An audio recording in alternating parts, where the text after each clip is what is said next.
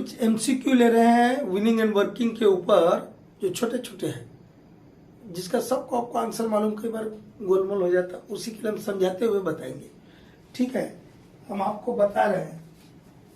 ठीक है, कोई क्वेश्चन पेपर है आप लोग का, क्या लिखा है? Number of cutting drums in a सर्ड इज आर। इज भी लगा दिया और आर भी लगा दिया, दिख रहा है?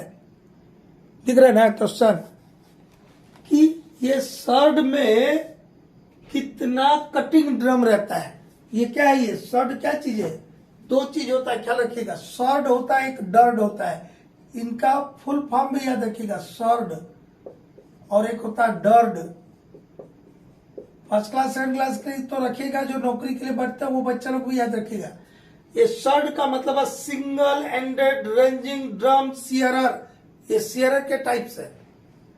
मेरा जो लांगवाल रिटेटिंग का, लांगवाल रिटेटिंग का वीडियो भेजे ना, शायद हमको याद है कि लांगवाल रिटेटिंग में हम जो लेआउट बनाए थे पैनल का, उसमें एक ऐसा, एक्चुअल नहीं ना बता सकते, ऐसा एक फिगर बनाया होगा, एक ऐसा दिखाया होगा और एक ऐसा दिखाया होगा। ये है, ये सीयरर है। ठीक है, ये सीयरर है। और इस सीयरर में कितने कटिंग ड्रम लगे हैं? 2 ड्रम लगे। और कटिंग ड्रम में क्या होता है? पिक्स रहते हैं, तब ना काटेगा। ड्रम है, ड्रम क्या है? गोला है। उस गोला में क्या लगा है? कटिंग पिक्स लगा है। ठीक है, वो कटिंग पिक्स क्या करता है? जब ड्रम घूमेगा तो कोयला को काटेगा। तो ये जो सीयरर है, इसमें कितने ड्रम दिख रहा है आपको? 2। तो इसको बोलेंगे डर्ड, double ended ranging drum shearer. और एक इस टाइप का होता है जो सिर्फ एक ही ड्रम कटिंग ड्रम लगाएगा, तो इसको बोलेंगे सर्ड। ठीक है, कितने टाइप के होते हैं सीयरर? 2 टाइप के, सर्ड और डर्ड। इसको क्या बोलेंगे? Single ended ranging drum shearer. इसको double ended ranging drum सीयरर।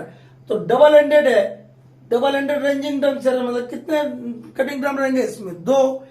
Single ended ranging drum shearer में कटिंग ड्रम कितना है? 1।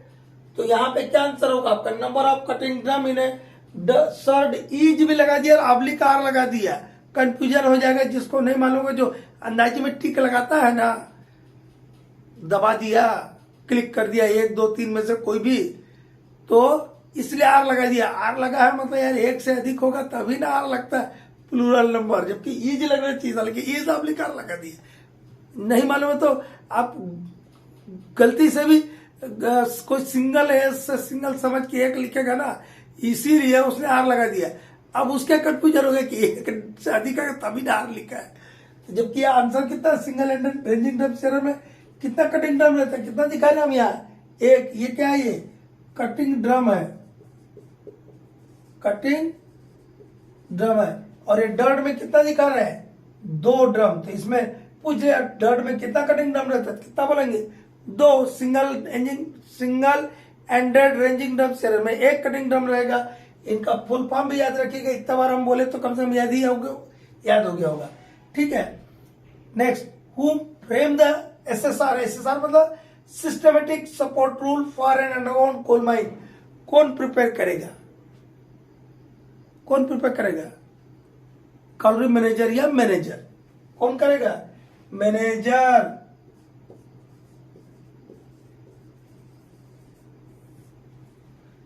अब जो फील्ड में काम करते हैं देखेंगे, बोलेंगे सेफ्टी अफसर साहब ने सब बनाते हैं। भैया बनाए कोई, लिखे कोई, उससे मतलब नहीं है।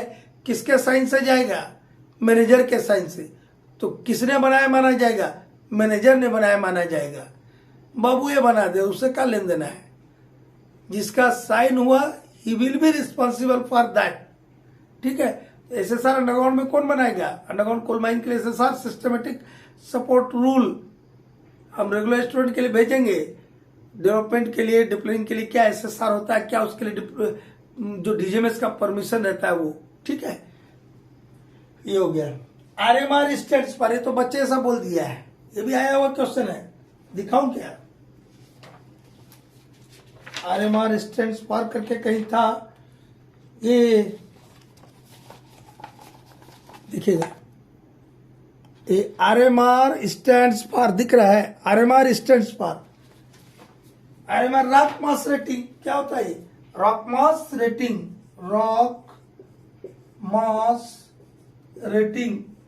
ये जियो मैकेनिक्स क्लासिफिकेशन है जो रॉक मास के क्लासिफिकेशन कहते हैं। क्यू क्लासिफिकेशन सिस्टम होता है, या उसको बार्टन्स क्यू क्लासिफिकेशन बोलते हैं, उसको बार्टन ने दिया था।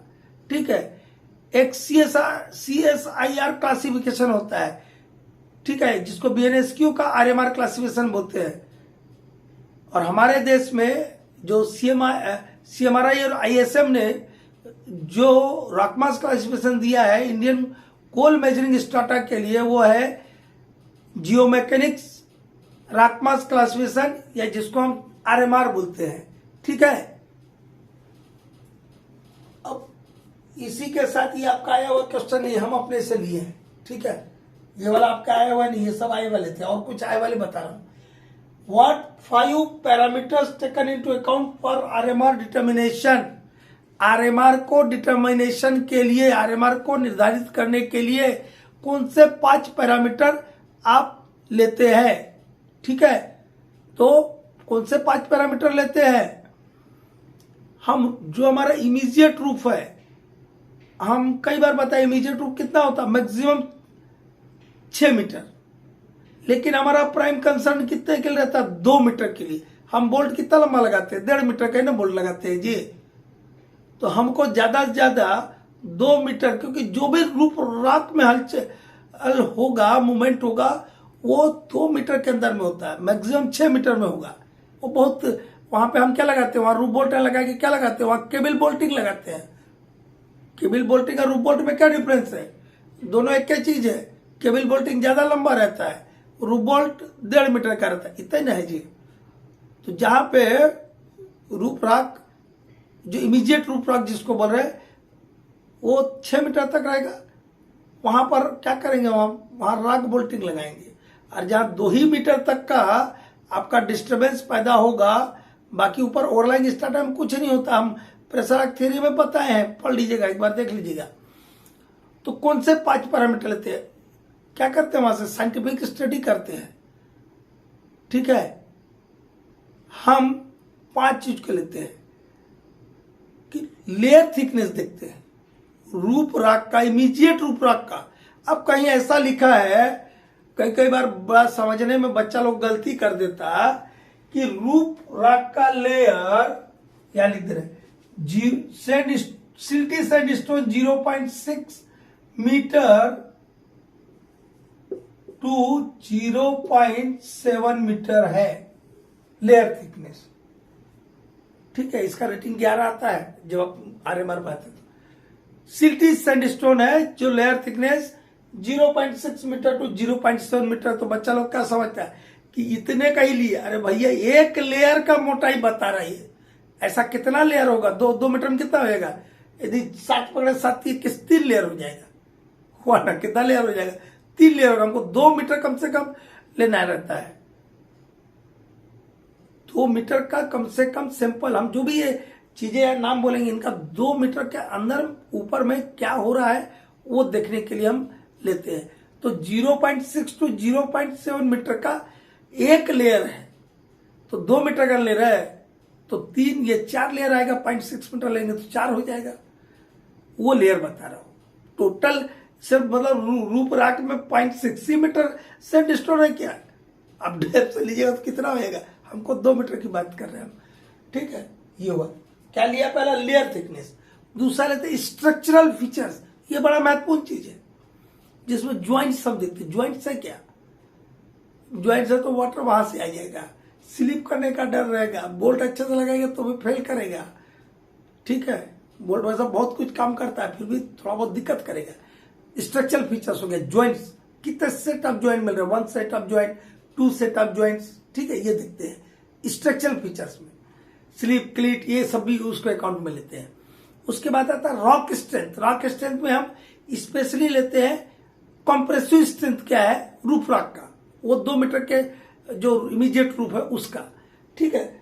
इसका वेदरेबिलिटी, सिलेक्ट ड्यूरेबिलिटी इंडेक्स निकालते हैं हम। सिलेक्ट ड्यूरेबिलिटी टेस्ट का आप लोग लेबोरेटरी में टेस्ट किए होंगे, लेकिन उस समय दूसरा मन रहता है, हम दूसरे मस्ती में रहते, कहा प्रैक्टिकल लैब जाएंगे, इधर उधर घूमते चलते थे। ठीक है ना, लेबोरेटरी में गए होगे, देखोगे परफोरेटेड ड्रम रहता है। परफोरेटेड ड्रम क्या होता है? कुछ नहीं होता है, एक ड्रम रहता है, छेद रहता है, उसको बोलते हैं परफोरेटेड ड्रम। वो परफोरेटेड ड्रम में सैंपल को रख देते हैं और पानी भरा रहता है, उसमें क्या करते हैं, उस ड्रम को घुमाते हैं। ठीक है, फिर उसका टाइमिंग है 2 मिनट तक घुमाते हैं। उस घुमा दिया, उसका सैंपल को बाहर निकालते हैं, तो सैंपल क्या हो गया, गीला हो गया, वेटेड हो गया। अब उसको 24 घंटा के लिए ओवन में रख देते हैं। ठीक है, ओवन में रख दिया, फिर 24 घंटा के बाद फिर उस सैंपल को निकालेंगे और फिर वही प्रोसेस करेंगे। परफोरेटेड ड्रम में रख के पानी में क्या करेंगे, उसको घुमाएंगे, फिर क्या करेंगे, उसका टेस्ट करेंगे, उसका स्ट्रेंथ टेस्ट करेंगे। पहले भी कर लेते हैं, पहले भी एक रेटेड लोड लगा के उसका टेस्ट कर लेते हैं और आखिरी में भी करते हैं। तो उससे देखते हैं कि रॉक जो है वेदरिंग इफेक्ट इसमें कितना पड़ने वाला है। हम आपको इसी में एक चीज बता देते हैं, कभी आपने भर बरसात में खूब पानी गिरा, जब बिल्डिंग गिरते हुए देखा है? नहीं देखा होगा। कब देखा है? बरसात हो रहा था, बरसात बंद हुआ और धूप आया, तो गीला हुआ बिल्डिंग, जो पुराना बिल्डिंग है, गीला हो गया। गीला होकर उसके ऊपर क्या लगा, सनलाइट, सूर्य का प्रकाश पड़ा, तो वो सूख गया। तो गीला हुआ सूखा, गीला हुआ सूखा, वही नहीं किया हम सिलेक्ट ड्यूरेबिलिटी में। पानी में घुमाया, फिर ओवन में सुखाया, फिर लाया, फिर पानी में घुमाया, फिर ओवन में सुखाया। देखते हैं कि उसका वेदर पे वेदरिंग प्रॉपर्टी क्या है उस रॉक की। ठीक है, कितना ये असर करेगा। तो वैसे आपका बरसात में गीला हुआ बिल्डिंग और सनलाइट पड़ा तो सूख गया, तो उसका स्ट्रेंथ जो है रिड्यूस हो जाता है और वो भड़बड़ा के गिर जाता है। देखिए, कभी प्रैक्टिकल एक्सपीरियंस कीजिएगा। वेदरेबिलिटी हो गया, उसके बाद आपका क्या है, वाटर, ग्राउंड वाटर। आपके ग्राउंड वाटर यदि टप टप टप टप पानी टपक रहा है रूप से, तो क्या होगा, आपका बोल्ट भी बढ़िया से काम नहीं करेगा। वहां पे रेजिन कैप्सूल बोल्ट का हम इस्तेमाल करते हैं, रूप बोल्ट का। वहां पे आपका जो सीमेंट ग्राउटेड बोल्ट है उसका इस्तेमाल नहीं करते हैं। तो ये फैक्टर को हम अकाउंट में लेते हैं। इन फैक्टर्स का हम साइंटिफिक स्टडी करते हैं और उनके आधार पर उनका जो रेटिंग है, वो रेटिंग के आधार पर उसको क्लासिफाई कर देते हैं और आरएमआर कैलकुलेट करते हैं। फिर उसका यदि एक से अधिक लेयर थिकनेस है, एक से अधिक बेंड है, बेड्स है उस 2 मीटर के अंदर में, तो हम कंबाइन आरएमआर निकालते हैं, वो भी वहां बताया हम आरएमआर वाले में। फिर कुछ जो हम 5 पैरामीटर भी बताए आपको, उसमें एडजस्टमेंट करते हैं। एडजस्टिंग फैक्टर 5 बताए ना पुराना वीडियो में, अभी हम आज 5-6 वीडियो भेजेंगे तो आगे पीछे देखिएगा। 5 पैरामीटर बताए हैं, डेप्थ है, लेटरल स्ट्रेस है, इंड्यूस्ड स्ट्रेस है, गैलरी विड्थ है, मेथड ऑफ एक्सकवेशन या मेथड ऑफ वर्किंग, एक ही चीज हुआ। उन पे एडजस्ट करते हैं, सबके लिए अलग अलग एडजस्टिंग फैक्टर है, लेकिन हम प्रैक्टिकल पर्पज से सब के लिए 0.8 ही मान के, जो हमारा कंबाइंड आरएमआर आया उसमें 0.8 से मल्टीप्लाई कर देंगे। तो जो अब जो आरएमआर मिलेगा दैट इज अ फाइनल आरएमआर। अब उस फाइनल आरएमआर के आधार पर हम रूफ रॉक को क्लासिफाई कर देंगे, और रूफ रॉक जब क्लासिफाई हो जाएगा, आपके माइंड का जो पर्टिकुलर रूफ रॉक का क्लासिफिकेशन आया, उस आधार पर आप सपोर्ट सिस्टम को डिजाइन करते हैं। और जब सपोर्ट सिस्टम को डिजाइन करते हैं तो आपको 6 पैरामीटर पर ध्यान रखना होता है, जो कि हम पिछला वीडियो में आप लोगों को भेज दिए हैं। ठीक है, अब और 1-2 एमसीक्यू लेते हैं। देखिए, एक और क्वेश्चन लिया हमने, हम आपको बता देते हैं, हम क्लासिफिकेशन ऑफ सीम भेजे, coal seam, on the basis of thickness, on the basis of gradient या इंक्लिनेशन बोल सकते हैं उसको, और on the basis of gassiness, regular student के लिए भेजे हैं। 8-10 दिन पहले, उसी के ऊपर एक एमसीक्यू आ गया। ये 2021 फर्स्ट क्लास का पहला क्वेश्चन है। ये जो क्या था, पहला क्वेश्चन था 2021 का। अब वो रेस्ट्रिक्टेड है कि अनरेस्ट्रिक्टेड है उतना हमको नहीं पता है। हमको पेपर जो दिया 2-4 हमारे एम्प्लॉय ने, सर बनाइए, तो हम बना दे रहे हैं, जिसका मालूम रहता बोल देते हैं, ठीक है। तो हम वहां पे फोटो दिखाए थे बुक्स का, 2-3 बुक्स का, कि देखिए वर्ल्ड वाइड क्या स्टैंडर्ड है और इंडिया में क्या है, ठीक है। इंडिया में क्या है, वर्ल्ड वाइड थिक सिम का नॉर्म्स क्या है, ठीक है। हमारे देश में 4.8 मीटर या उससे अधिक मोटाई की कोल सिम को 4.8 मीटर या उससे अधिक मोटाई की कोल सिम को थिक सिम बोलते हैं। और हम आप बुक्स क्यों दिखाए थे, डीजे देशमुख का बुक उठा के देखिएगा, वहां 4.5 मीटर लिखा है। और जो हम आपको बुक दिखाए थे, वो राइटर का नाम हम भूल गए, इंडियन ही राइटर है, ठीक है। डीजे देशमुख 4.5 मीटर लिखा है। 4.5 metre or more thickness of seam is termed as a thick seam, ऐसा लिखा वहां पे। लेकिन हम जिस राइटर का बुक बताए थे वो बहुत ही स्टैंडर्ड राइटर है, नाम भूल गए हम, ठीक है। उसका पेज का फोटो दिखाए थे, ये क्लास थिकनेस के आधार पर हम जो क्लासिफिकेशन बताए थे, वहां पे दिया 4.8 मीटर, ठीक है। 4.8 मीटर दिया है। यूरोपियन कंट्रीज में 3 से 4 मीटर को बोलता है, अमेरिका में शायद 3 या 4 मीटर को बोलता है। हम बताए थे पूरा वर्ल्ड वाइड का बताए थे और इंडिया का बताए थे। तो आपका सही आंसर कितना होगा, 4.8 मीटर, ना कि 4.5 मीटर। डीजे देशमुख की बुक में कितना मिलेगा आपको, 4.5 मीटर। और जो रेगुलर स्टूडेंट है उसके लिए ये और ये एक ही बात है। लेकिन फर्स्ट क्लास सेकंड क्लास वाले के लिए आप ये 4.8 मीटर या उससे अधिक मोटाई की सिम को थिक सिम बोलिएगा, ठीक है। और जो रेगुलर स्टूडेंट है वो ये लिख दे चाहे ये लिख दे, बराबर है, 30 सेंटीमीटर इधर उधर है, ठीक है। तो हम बहुत सारा वीडियो रेगुलर स्टूडेंट के लिए भेजते रहते हैं, वही वाला सब नहीं यहाँ पे आता है। कोई स्काई से पेपर क्वेश्चन पेपर नहीं ना आएगा।